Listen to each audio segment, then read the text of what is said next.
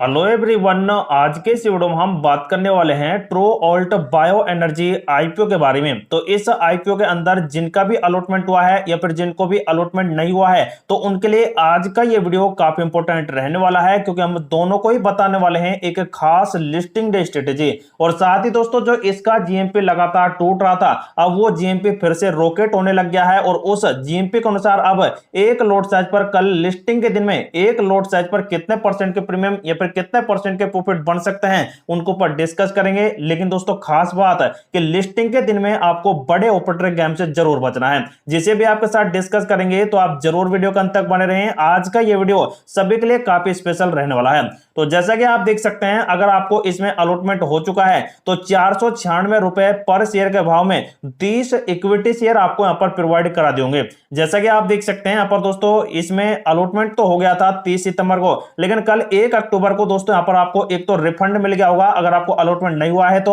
और साथ ही आपके शेयर हैं जो डीमैट अकाउंट में क्रेडिट कर देंगे। अगर नहीं भी आए हैं तो दोस्तों यहां पर लिस्टिंग के दिन में सुबह सुबह जल्द आ जाएंगे, जो कि कल के दिन की बात रहेगी। और कल ही देख सकते हैं यहां पर अलॉटमेंट वालों का शेयरों की बीएसई और एनएसई पर लिस्टिंग होने जा रही है। लेकिन देख सकते हैं दोस्तों, यहां पर 14,880 रुपए जो आपने यहां पर लगाया था इस आईपीओ में पैसा, और जिनको यहां पर अलॉटमेंट नहीं हुआ है तो उनके पास दोस्तों 1 अक्टूबर को यहां पर या तो क्रेडिट के या फिर रिवोक के मैसेज आ गए होंगे, जिनसे कि यहां पर दोस्तों आपको पता लगेगा कि आपका पैसा रिफंड कर दिया गया है। अगर दोस्तों अभी भी नहीं आए हैं तो दोस्तों एक बड़ी वजह यह रह सकती है, जैसा कि आप देख सकते हैं 44,071 करोड़ देख सकते हैं इस कंपनी के पास बहुत ही बड़ा अमाउंट आया है इस आईपीओ के जरिए। जैसा कि आप यहां पर भी देखेंगे तो करीब मात्र 840 करोड़ के आसपास का देख सकते हैं टोटल इश्यू साइज निकाला है। तो इसमें से दोस्तों 840 करोड़ कंपनी अपने पास रखेगी और बाकी का बचा कुचा है जो रिफंड कर देगी। लेकिन दोस्तों यहां पर जब 3 दिन के अंदर इतना बड़ा अमाउंट आया है तो 1 से 2 दिन का टाइम लग सकता है रिफंड करने में।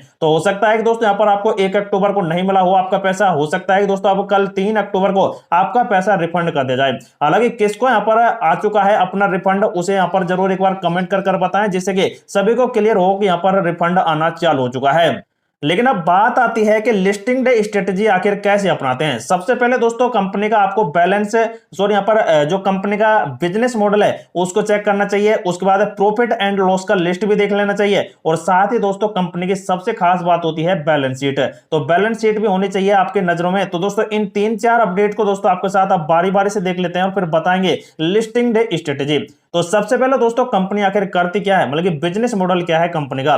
ट्रू ऑल्ट बायो एनर्जी जैव ईंधन उपलब्ध कराने वाली एक अग्रणी कंपनी यहां पर है। तो बायो एनर्जी से दोस्तों वैसे साफ ही हो रहा है इस कंपनी के नाम से कि ये बायो एनर्जी जैसे यहां पर अपडेट ला रही है, जो जैव ईंधन से दोस्तों यहां पर काफी ज्यादा पॉजिटिव है। और आप देख सकते हैं कंपनी इथेनॉल पर विशेष ध्यान दे रही है, और इसके अलावा कंपनी जैव ईंधन उद्योग जो भी हैं तो उनको पर यहां पर एक मजबूत और विविध उपस्थिति दर्ज कर रही है। और इसके अलावा देख सकते हैं कंपनी का लक्ष्य है 3 स्थानों पर है, जिनमें इथेनॉल उत्पादन को 600 किलो लीटर प्रतिदिन तक बढ़ाना है। और इसके अलावा देख सकते हैं इथेनॉल के अलावा एक्स्ट्रा न्यूट्रल अल्कोहल का भी यहां पर उत्पादन करती है ये वाली कंपनी।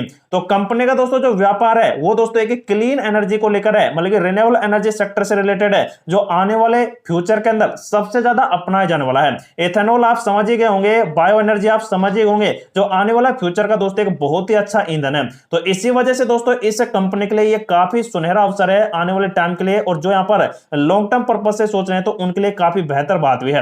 हालांकि कंपनी के फंडामेंटल आप देखेंगे तो कंपनी के पास आरओसी है 14% और आरओई है 28%, मतलब कि कंपनी अपने फंड को एफिशिएंसी तरीके से यूज कर आगे की स्ट्रेटेजी अपना रही है, और यहां पर दोस्तों बहुत ही अच्छा कंपनी का बिजनेस बढ़ा रही है। उसके बाद आप देख सकते हैं कंपनी के पास यहां पर प्रॉफिट एंड लॉस का लिस्ट है, जिसमें कंपनी के पास देख सकते हैं 35 करोड़ के जो प्रॉफिट हो रहे थे 2023 में, वो अब 147 करोड़ के हैं। मतलब कि कंपनी का प्रॉफिट बढ़ने लग गया है, तो कंपनी का कारोबार बढ़ रहा है, और उसी वजह से कंपनी अब जल्द दोस्तों बड़े अपडेट निकाल कर देगी।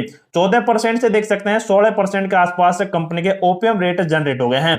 मतलब कि कंपनी का दोस्तों व्यापार फैल रहा है, और उसी वजह से कंपनी काफी बेहतर यहां पर करते दिखाई दे रही है। जैसे कि आप देखेंगे टोटली सीएजीआर ग्रोथ तो 361% के आसपास बढ़ता दिखाई दे रहा है। और बैलेंस शीट आप देखेंगे तो इसमें सबसे बड़ी बात एक होती है कि कंपनी पर कर्जा कितना है।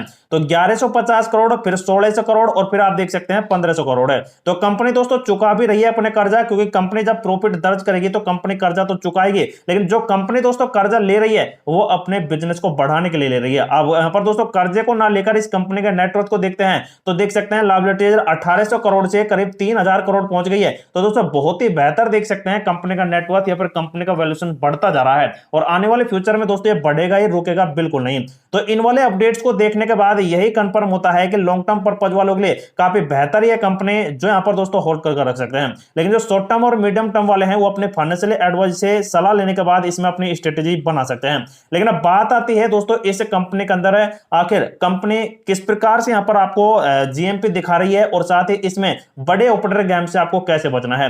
तो सबसे पहले दोस्तों आप देख सकते हैं 496 रुपए का जो आईपीओ कंपनी ने निकाला है एक शेयर के ऊपर, तो उस पर देख सकते हैं 97 रुपए के प्रॉफिट गेन चल रहे हैं जो काफी बेहतर है। लेकिन आप पहले देखते हैं तो ये दोस्तों कम से कम हाईएस्ट है 110 रुपए के आसपास गया था, लेकिन वहां से टूटकर 75 रुपए से भी नीचे आ गया। तो अब 75 रुपए से बढ़कर देख सकते हैं कंपनी का ये वाला जीएमपी 97 रुपए के आसपास हो गया है, तकरीबन 22-23 रुपए एक बार में बढ़ गया है। तो दोस्तों अब 496 पर न खुलकर 97 रुपए के जीएमपी के अनुसार चलें तो 593 रुपए के देख सकते हैं एस्टिमेटेड लिस्टिंग प्राइस दिखा रही है जो करीब 20% के आसपास है। तो एक लॉट साइज पर 20% लेकर चलें तो 2910 रुपए का एस्टिमेटेड प्रॉफिट ये कंपनी बनाकर दिखा सकती है कल 10 बजे तक। लेकिन दोस्तों ये यहाँ पर जो जीएमपी है ये एक अनुमानित आंकड़ा है और इसके अनुसार कंपनी भी यहाँ पर कभी भी लिस्ट नहीं करती है। अब जैसे कि पिछले कुछ टाइम पहले कई सारे आईपीओज आ चुके हैं, लेकिन उनमें जो जीएमपी बरकरार था उसके अनुसार कंपनी कभी भी लिस्ट नहीं की है। जैसे कि दोस्तों एक यहाँ पर अर्बन कंपनी का आईपीओ आया था और उसमें दोस्तों जीएमपी करीब 20-30% के आसपास कवर करता, लेकिन कंपनी लिस्ट कर गई 50% की पॉजिटिविटी के साथ। तो ऐसा दोस्तों यहाँ पर हो सकता है इस कंपनी के अंदर। हालांकि जीएमपी दोस्तों सिर्फ अनुमानित आंकड़ा है, मैं फिर से कह देता हूं। लेकिन दोस्तों बात आती है कि इसमें आपको बड़े ऑपरेटर के गेम से कैसे बचना है। लेकिन उससे पहले आपको बता देते हैं कि कंपनी लिस्ट कैसे करती है।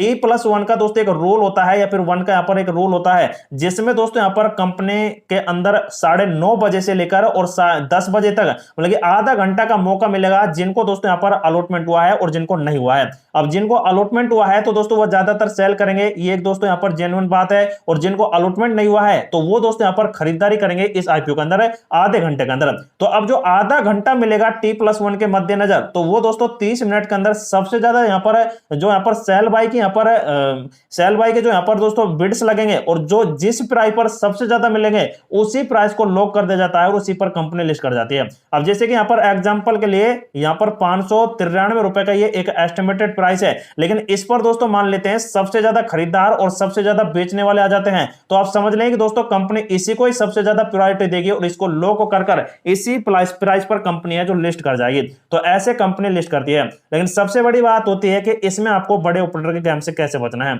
अब जैसे कि आप देख सकते हैं इसमें QI भी है, नॉन इंस्टीट्यूशनल है, बिग एन नहीं है, स्मॉल एन नहीं है। तो इन्होंने दोस्तों एक बार में 2-2 3-3 हजार लॉट साइज भरेंगे, क्योंकि आप खुद ही देख सकते हैं 27,000 करोड़ का अमाउंट लगा है, 12,000 करोड़ का अमाउंट लगा है। तो दोस्तों जब 1,000-2,000 लॉट साइज भरते हैं तो इनको ऑफकोर्स 100 लॉट साइज तो कम से कम मिलती है। तो अभी 100 लॉट साइज एक बंदे को मिलेंगे तो दोस्तों कम से कम यहां पर देख सकते हैं यहां पर इनको प्रॉफिट होगा 2,91,000 रुपए के आसपास 100 लॉट साइज पर। अब जैसे कि QIB को ये मिलती है 100 लॉट साइज और यहां पर इतने 3 लाख के आसपास का प्रॉफिट बुक करेंगे तो इस प्राइस से दोस्तों कंपनी डाउन होगी और दोस्तों टूटकर हो सकता है कि 496 पर आ जाए, हो सकता है कि इससे भी नीचे चले जाए। लेकिन जब यहां पर ये ज्यादा नीचे आएगी तो ये 100 लॉट साइज फिर से खरीद लेंगे और इसे खींचकर उसी प्राइस पर ले जाएंगे।